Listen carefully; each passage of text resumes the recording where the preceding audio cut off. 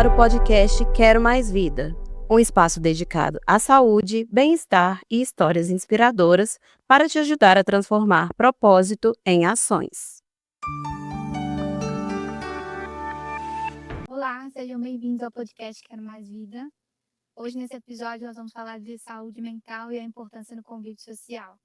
Estou aqui hoje com a Natália, que é psicóloga clínica hospitalar. Bem-vinda, Natália, obrigada pela presença. Eu que agradeço, Larissa, pela oportunidade. Bom, a gente vive num mundo em que se fala muito sobre saúde mental, né? A gente fala muito sobre a parte emocional, quanto o volume de informações e quanto a parte mental prejudica, mas também gera um impacto gigantesco nas nossas vidas. Principalmente o pós-pandemia, né? Todas as vezes que a gente vai fazer matéria com os médicos, com a imprensa, eles sempre fazem a mesma pergunta, né? E o pós-pandemia? O que isso trouxe de coisas prejudiciais, né? Qual que é o impacto disso na saúde? E a gente tem visto muitas matérias na mídia, na imprensa, de forma geral, que falam muito sobre o impacto da saúde mental, com muitas dicas, mas eu acho que falam um pouco sobre as questões simples, assim, do dia a dia. É importante fazer a terapia, é importante fazer atividade física, é importante mudar os hábitos, mas eu vejo muito de uma forma muito generalista, assim.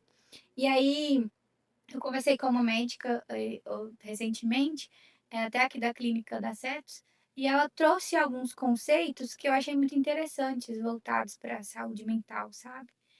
Que falam muito sobre o dia a dia, mas ao mesmo tempo comportamentos que a gente tem e que são históricos, assim, da nossa realidade mesmo. Então, o convívio social, a parte familiar, às vezes o hábito, né, do sono, tanto que pequenas coisas impactam. E aí eu queria ouvir, assim, o que que você acha sobre isso, a recomendação, não só como psicóloga, né, mas as experiências, os casos que você já ouviu. E o que que você entende, assim, que é o maior prejudicial, assim, né, o maior problema nesse contexto todo? Então, Larissa, eu acho essas oportunidades de falar sobre saúde mental muito preciosas, porque isso faz parte de uma desconstrução de uma ideia muito arcaica sobre essa saúde mental, sobre a parte psicológica nossa, que historicamente foi negligenciada há muitos anos e sempre Sim. com muito preconceito. A pandemia ela veio e ela trouxe muito essa necessidade da gente falar sobre, né? Então, eu passei a falar sobre isso demais, né, nas empresas, nos locais onde, nos meios sociais onde eu, né, estou, nas empresas, enfim, porque percebeu-se a importância disso para a saúde, porque a saúde é muito além só da questão física. Eu acabei de falar isso agora com uma paciente. O conceito de saúde ela é muito ampla, que envolve não só a parte física, mas como eu estou no mundo, as minhas relações, Sim. a parte espiritual, as minhas relações, como eu estou do ponto de vista emocional. Então, isso tudo faz parte desse conceito de saúde, que vem se transformando muito a partir da pandemia, né? Vinha engatinhando, claro, mas eu, por exemplo, como psicóloga, eu comecei a trabalhar na área da saúde, sempre pensei na saúde, eu sempre pensei a psicologia dentro desse universo de saúde, porque eu ficava pensando, poxa, a pessoa hospitaliza, a pessoa tem um processo de adoecimento, como não falar da emoção?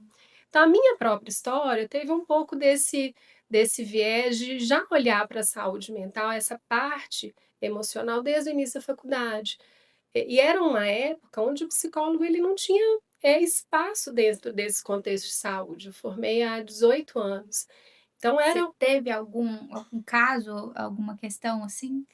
não, nada próximo, nada Aham. familiar, mas eu tinha uma intuição que eu acho que hoje se transformou em conhecimento. Mas lá Sim. atrás era uma intuição, era, sabe aquela coisa? Como assim? A pessoa hospitaliza, a pessoa tem um processo de doença, como que eu não vou olhar para essa parte emocional dessa pessoa? E era uma época onde a psicologia ela não tinha lugar dentro desse cenário de saúde, não tinha, justamente porque não se falava sobre saúde mental, não se falava sobre emoção, não Tabu, né? falava sobre sentimento. A salinha da psicologia era uma salinha escondidinha lá no fundo do hospital. Então, a gente ia só em casos muito urgentes e tudo mais. E isso, ao longo do tempo, foi se transformando. É claro que a pandemia, que foi um evento traumático em todos os aspectos, isso trouxe uma mudança e a necessidade da gente falar sobre isso, desconstruindo Sim. todo aquele estigma que a gente tinha sobre Abriu o assunto. portas, né? Abriu portas. É claro que Gerou ainda existe oportunidades. muito tabus ainda, existe ainda muito preconceito em relação a isso, mas eu também já vejo que isso já vem se transformando, né? Nessas discussões, por exemplo, que são extremamente preciosas para a gente mudar Sim, a cultura, com certeza. né? Então, esses momentos da gente falar sobre isso são muito significativos, porque a gente é uma ação transformadora na sociedade. Porque se a gente não tiver esses diálogos, a gente não abre espaço para as pessoas pararem e refletirem sobre a saúde emocional, E né? que gera informação, né? Eu Sem acho dúvida, que ainda sem tem dúvida. muito aquela questão, assim, de saúde mental ser algo inacessível, Sim. né? E é uma construção. Por exemplo, a gente não cresce, é muito cultural, a gente não cresce pititico. A criança, ela não, quando a gente era criança, há anos atrás, né? A gente não tinha espaço em casa para falar sobre emoção. O que que a gente escutava? Você tem que ser forte, você tem que engolir o Tem que dar choro, você conta, tem que dar conta. a vida não é fácil. A gente cresceu dessa forma. A emoção, ela tinha que ficar debaixo do tapete. Verdade. Então, assim, a gente não tinha espaço para falar sobre emoção. E, de repente, a gente se viu num contexto em que não existia outra possibilidade a não ser falar sobre, né? E você falou muito bem dessa questão da parte da saúde. Eu já passei por algumas questões, né, de entrar em consultórios e ver os médicos agora perguntarem sobre saúde mental. Então, você está sentindo alguma coisa, até mesmo Sim, no pronto-socorro, sim, e sim, aí a ficha de anamnese já começa com algumas questões que você sabe que é da parte sim, mental, né, e sim, emocional. sim, Então, já teve vezes eu sair de dentro do consultório e falar: "Eu passei por uma terapia ou eu fiz uma consulta médica". sim. E tem muita relação, né, da Com essa gente. transformação que vem ocorrendo, né? Sim, Eu acho muito importante a gente falar disso com responsabilidade. É, hoje em dia, a internet, ela ocupa um espaço importante, mas muito delicado, sim. né? Nos diagnósticos, nos transtornos. Então, sabermos, né, procurar, por exemplo, um profissional especializado, procurar ajuda especializada para a gente poder ter o cuidado correto, assertivo, é muito importante, porque senão a gente também acaba entrando numa banalização da saúde mental. E isso também é muito Verdade. complexo, né? Você acaba entrando num outro patamar, que é o de julgar, sabe? Que é o de, às vezes, fomentar um preconceito, né? Porque hoje com a internet todo mundo tem voz, né, Nata? Todo Exatamente, mundo pode dar opinião, exatamente, todo mundo tem poder de exatamente, fala e todo mundo acha que é o dono da razão e da exatamente. informação, Outro né? dia, uma paciente me mandou um vídeo, foi sexta-feira. Ela me mandou um vídeo, eu não vi o vídeo. Eu comecei a ver e não dei sequência. Mas me chamou a atenção a frase dela assim: Nath, será que por meio desse vídeo eu já posso considerar que eu sou autista? Pelo vídeo já tem um Pelo diagnóstico? vídeo, porque eu faço exatamente o que esse rapaz faz. Aí eu falei, não, vamos tomar cuidado com isso, porque acaba que o acesso à informação, ele acaba levando as pessoas a um outro extremo que também é muito perigoso. Então, a falar sobre saúde mental com, com, com cuidado é muito importante. Agora, você tocou num outro ponto, que é a questão das relações, que eu acho que é muito importante. Hoje em dia, hoje as pessoas, e isso a internet dissemina muito, Sim. essa questão, eu tenho que ser feliz sozinho, eu tenho que ser feliz primeiro comigo. Então, hoje em dia há um apelo para essa individualidade, mas é importante a gente parar para pensar o seguinte: O ser humano é um ser de relação, diferente de qualquer outro ser vivo. A partir do momento que a gente nasce, a gente se torna humano a partir da relação de afeto de um outro, né? A gente, para sobreviver, a gente precisa não só da questão da nutrição, para a nossa sobrevivência, mas aí a gente aprende a se relacionar a partir do afeto de um outro. Primeiro nossos pais, depois essas relações elas vão se sofisticando. Então a criança ela vai se desenvolvendo a partir do momento que ela vai para a escola, a partir do momento que ela se coloca em relação com outras crianças, que ela experimenta o mundo através da relação com o outro. Sempre interagindo, né? Com o outro. E essas relações elas vão se sofisticando ao longo da vida. Então, é muito delicado quando hoje existe, eu escuto muito esse apelo de eu preciso ser feliz sozinho. A gente é feliz nas relações, nas boas relações que a gente estabelece no mundo. Só que isso hoje em dia tem sido muito complexo porque as pessoas estão ficando cada vez mais sozinhas.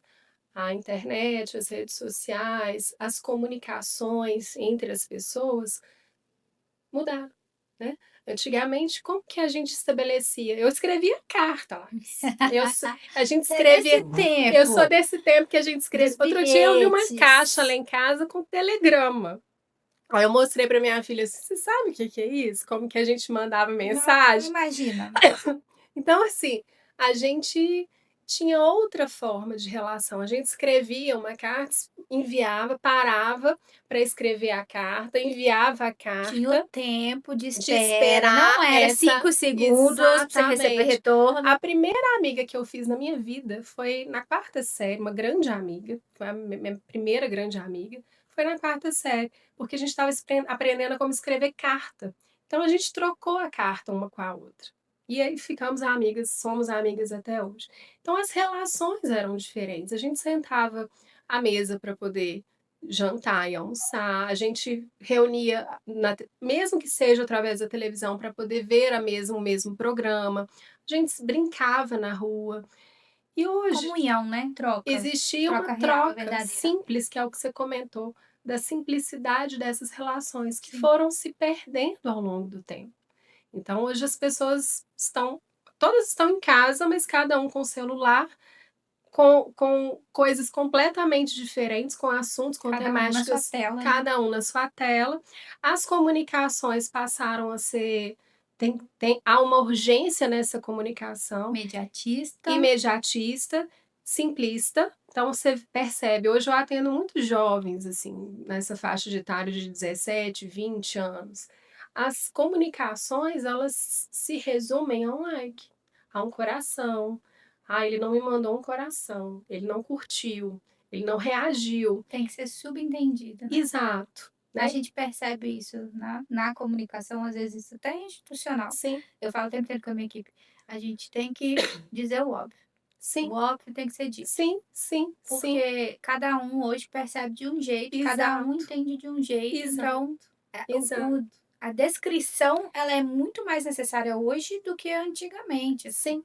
E eu vejo uma dificuldade de dizer, de falar sobre qualquer assunto que seja. Então as pessoas chegam às vezes ao consultório sofridas, com dificuldade de dizer o que se sente para o outro, né? De estabelecer um diálogo ali em que se diz o óbvio. Sim. Eu gosto de você. Eu gosto de você, ele vem através de um coração. Ou eu te desejo, vem através de quê? Do foguinho? Não é assim? Então, assim, as comunicações ficaram muito simplistas, muito superficiais. E isso vai trazendo uma sensação de solidão, né?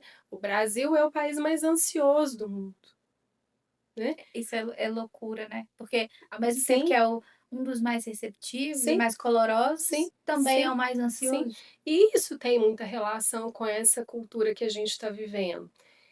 Então, quando a gente pensa em relação, a gente precisa retroceder um pouco para a nossa origem.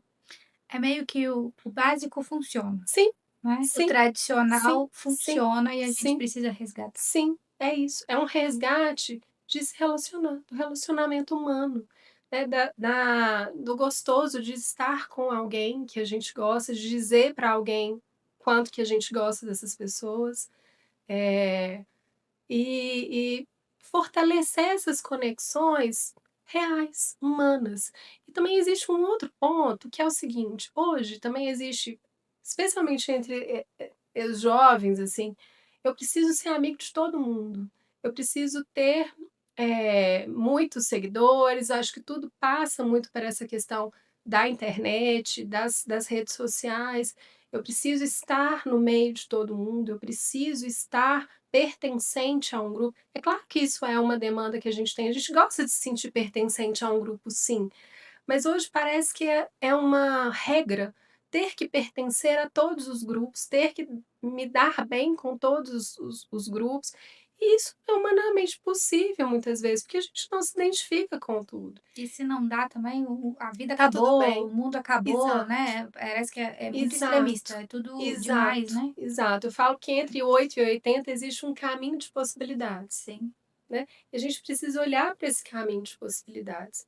Então assim, São muitas linhas então, né, Natália, assim, sim, se a gente for avaliar hoje pra gente ter uma vida saudável, uma qualidade de vida mental, a gente precisa sempre pensar que a simplicidade talvez é o que vai funcionar, seria isso? a gente tem muito essa outra, questão, eu preciso me amar, para eu amar o outro, para eu poder estar bem no mundo. Acaba que vira uma obrigatoriedade, vira uma exigência que as pessoas hoje também têm. Eu preciso ser feliz sozinho, eu preciso me amar. A gente precisa desconstruir um pouco isso, né. A gente ama a vida, a gente ama as coisas, as pessoas, eh, algo que eu desejo realizar. A minha conexão tem que ser com a vida, sabe, com o que me desperta o brilho no meu olho, com o que desperta, o meu afeto, e isso precisa ser sincero, né. E hoje existe muito essa questão da comparação, do de isso gera uma frustração absurda, né, porque eu tenho que ser como o outro, a rede social influencia demais, quantas pessoas estão adoecendo muito por conta das redes sociais, por conta dessa comparação e essa frustração de eu não dar conta, eu escuto isso todos os dias, todos os dias. Como que isso gera frustração, como que as pessoas adoecem, porque não dão conta de fazer exatamente do mesmo jeito que a moça lá na internet. Sexta-feira eu estava atendendo uma paciente e ela falou isso comigo. Eu comprei uma mentoria para seguir um plano alimentar e eu me senti frustradíssima, porque eu não consigo fazer do mesmo jeito. E isso desenvolveu um processo de ansiedade ainda maior do que ela estava antes, né, porque a gente se coloca nessa comparação. Então, buscar aquilo que faz sentido para mim, aquilo que me conecta com a vida de fato, de verdade, né, é muito importante, inclusive também para eu construir relações significativas, né, que Que fazem façam sentido. sentido para mim, né. Relações potentes, às vezes eu não preciso ser amiga de todo mundo, mas eu ter boas relações, isso vai me trazer, qualidade de vida, bem-estar, né. E as relações, saudáveis, elas são um fator de proteção, por exemplo, para ansiedade, para depressão, para esses situações emocionais mais graves. Então cultivar isso sim é muito importante, só que a gente precisa retroceder um pouquinho e buscar de novo as relações verdadeiras, sabe, as boas relações. É um filtro, né, que tem Sim, que ser feito, talvez sim, constantemente sim, eu e da não forma mais simples, sim. como você disse. Eu não vou ter afinidade com todo mundo. Eu sou humana, né. Eu vou gostar muito de alguém, às vezes não vou gostar E tanto tá do tudo outro, bem. e tá tudo bem, né. Eu não preciso me forçar a estar numa relação que talvez não tá me fazendo bem. Pra quê? Qual que é o sentido disso, Então né. a gente pode resumir, assim, só pra gente caminhar, né, pra conclusão. É sempre o menos é mais, né. Então, assim, vamos agir na simplicidade, mantendo as boas relações, eh, trabalhando que a necessidade de ter, né, boas relações, ter pessoas por perto, de talvez o consumo do volume de informações excessivo, né, ele não faz bem. E entender que para a gente conseguir caminhar e ter talvez esse momento de equilíbrio, é um passo de cada vez, né, Natália? Não adianta a gente querer tudo para ontem e querer viver nesse mundo louco e acelerado, comparando, como você disse, que hoje é um peso, né? E sem muito rumo das coisas, que eu acho que é o que acontece. Porque aí entra o nível de comparação, você está vivendo aquele momento de solidão, está sozinho, e Sim, aí vai consumindo muita coisa, vira uma bola de neve, e e aí você se quando vê, perde. se perde, né? Chega no limite, e aí que entram as doenças. Sim, E aí, com muitos médicos, né, já falam, entra no ápice de se já tinha alguma doença que estava ali esperando para aparecer, ou se já tinha alguma coisa que já estava em acompanhamento e tratamento, sim, acaba piorando, né? sim, sem dúvida. Eu acho que o equilíbrio envolve, Larissa, a gente reconhecer as nossas vulnerabilidades, sabe? A gente imagina a felicidade, as relações, seja o que for, uma linha reta, né? Como se estar em equilíbrio fosse desconsiderar que a vida ela é muito mais um vai e vem do que essa linha reta, essa estabilidade. E hoje a gente está numa época em que a gente tem que estar bem o tempo todo. As relações têm que ser perfeitas, a gente tem que ser perfeito, É muito cruel. tudo tem que ser muito perfeito. Então a gente hoje se exige uma linha reta o tempo todo. Porque se eu não pensar positivo, isso não vai ser legal para mim. Eu vou atrair doenças, isso é uma coisa muito complexa, é uma prisão que muitas vezes o paciente se coloca, por exemplo, né? Eu preciso pensar positivo o tempo todo, eu preciso estar bem o tempo todo comigo, com as minhas relações. E eu acho que a, a incluir, né, esse vai e vem da vida é mais saudável do que você se exigir essa perfeição, seja em qual área da vida for. Então, você incluir que em alguns momentos eu vou estar bem, em outros nem tanto, é muito mais saudável do que o contrário. A questão é gerenciamento dessas emoções, não é deixar de sentir, né? Não é deixar de sentir, não é eliminar as emoções, é integrar, sabe? As emoções elas existem em todos os momentos da nossa vida, tanto bons quanto né, sentimentos bons, sentimentos ruins, isso vai existir a vida inteira. A questão é o gerenciamento dessa emoção. É isso que vai me trazer, é, vai me fazer estar saudável no mundo. É o que eu faço com essas emoções. É o gerenciamento dessas emoções. Então, isso inclui aceitar a nossa condição humana de que eu não vou estar bem o tempo todo, em nenhum aspecto. E tá tudo bem. E tá tudo bem. Então, Natália, para a gente caminhar para nossa conclusão, assim, se você pudesse dar uma dica, assim, para quem está nos assistindo, para quem vai nos acompanhar, para a gente chegar a esse ponto. Eu sei que o equilíbrio ele é muito complexo, né? A gente fala, vamos chegar numa linha de equilíbrio. Você já falou algumas coisas aí sobre agora. Mas para a gente trabalhar, né, essa questão da saúde mental, nesse mundo, de tudo que a gente discute hoje, se teria algumas dicas ou alguma recomendação que você fala, comece por isso, que assim você vai encontrar o caminho e assim vai dar certo. O que você diria? Eu acho que reconhecer a nossa vulnerabilidade, eu acho que é o primeiro passo. Porque se eu não reconhecer essa vulnerabilidade, nossa, a gente vai ficar em busca cada vez mais de perfeição, sabe? Em todos os aspectos, profissionais, inclusive na saúde mental, porque hoje existe um mito da terapia em dia, né? Como se quem tivesse em terapia não tivesse nenhum problema emocional mais. E na verdade não é sobre isso, né?